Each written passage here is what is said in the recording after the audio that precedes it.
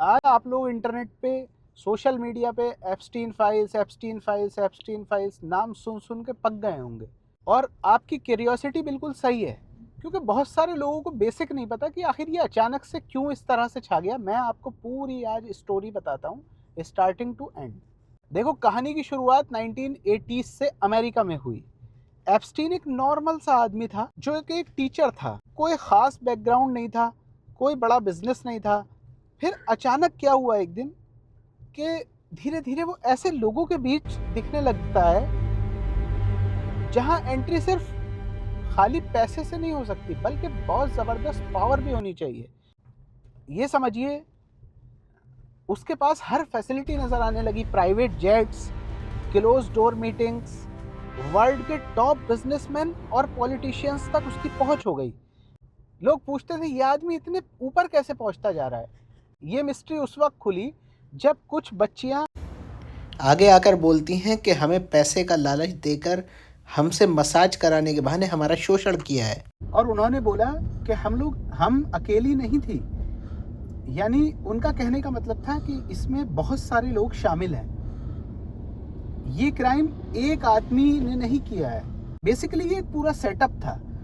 2008 में एप्स्टाइन पहली बार पकड़ा जाता है। पब्लिक को लगता है कि शायद अब जस्टिस मिल सकेगा, लेकिन फिर जो होता है तो लोग और भी शॉक्ड हो जाते हैं, क्योंकि उसको सिर्फ 13 महीने की जेल हुई और दिन में 6 बार बाहर जाने की परमिशन मिली। मतलब टोटली वीआईपी ट्रीटमेंट। यहीं पर दुनिया को पहली बार फील होता है कि इस आदमी के पीछे कोई ना कोई स्ट्रॉन्ग पावरफुल पर्सन तो खड़ा है। क्योंकि अगर कोई आम आदमी होता तो उसके जीवन पूरा खत्म हो जाता। फिर अचानक ही वो केस पूरा दब जाता है। कोई चर्चा नहीं, कोई जिक्र नहीं, सब शांत हो जाता है। और एप्स्टीन जो बंदा है वो फिर से पार्टीज में दिखने लगता है। वही luxury life style, flights, island और वही पावरफुल लोग, जैसे कुछ हुआ ही ना हो। और जो लोग उसके आसपास थे वो भी बिल्कुल खामोश रहे, क्योंकि जब पावर बोलती है तो सच चुप हो जाता है। अब समय बीतता गया। 2019 आते आते ये बंदा एक बार फिर चर्चा में आ गया, क्योंकि कुछ लोग नए एविडेंसेस के साथ नए विक्टिम्स सामने आते हैं। फेडरल अरेस्ट हुआ। इस बार सब बोलते हैं कि अब गेम ओवर हो चुका है। एप्स्टीन जेल में है, लाइफ सेंटेंस का रिस्क है। पर सिर्फ कुछ ही दिन बाद एक सुबह न्यूज आती है,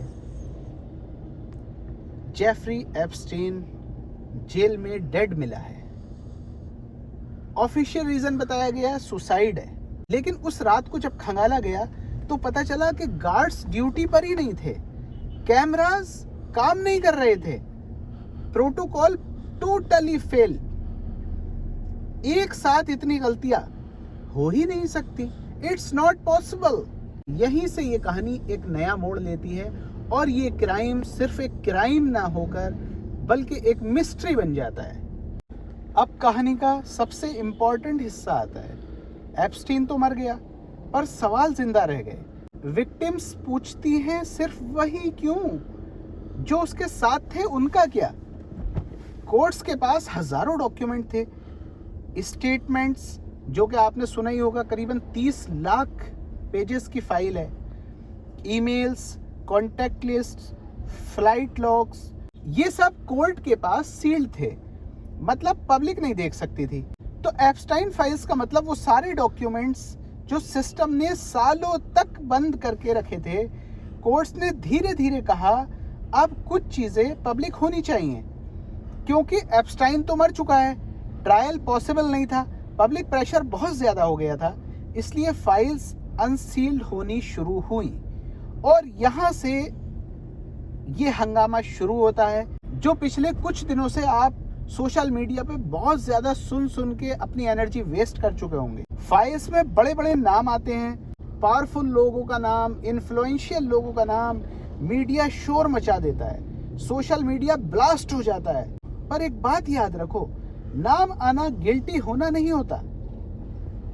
पर असली सवाल ये है, इन नामों पर इन्वेस्टिगेशन हुई या नहीं, नेटवर्क एक्सपोज हुआ या नहीं, और जवाब आपके सामने है कि नहीं।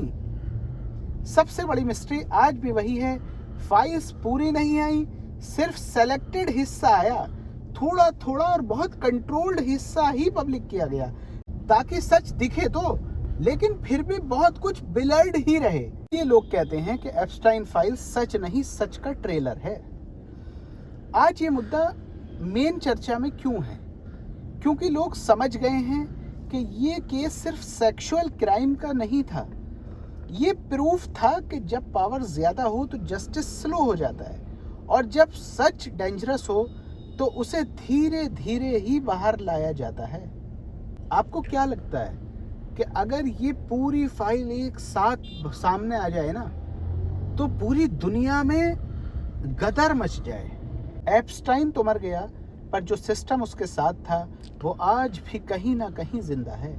इसलिए एप्स्टाइन फाइल्स हमें ये नहीं बताती कि कौन गिल्टी है, एप्स्टाइन फाइल्स हमें ये दिखाती है कि कौन बचा और क्यों बचा, और शायद ये मिस्ट्री अभी पूरी तरह खुली ही नहीं है। अच्छा, एक बात बताइए, आपको क्या लगता है ये जितने पावरफुल लोगों के नाम इसमें खोल दिए गए हैं, ये एक एक बंदा इतनी पावर रखता है कि ये फाइल कभी हमारे सामने खुल ही नहीं सकती थी? ये इसके पीछे भी एक बहुत बड़ा प्रोपेगेंडा हो सकता है, क्योंकि उन लोगों को पता है हमें क्या चीज़ कब दिखानी है और क्या चीज़ हमसे कब छुपानी है। तो आपको क्या लगता है, इस फाइल को हमारे सामने लीक करने के पीछे भी कोई प्रोपेगेंडा है, या फिर ये फंस गए सीएम? स्टोरी अच्छी लगी हो तो लाइक करें, पेज को फॉलो करें, YouTube पर हमें सब्सक्राइब करें और कमेंट में अपनी राय देना ना भूलें।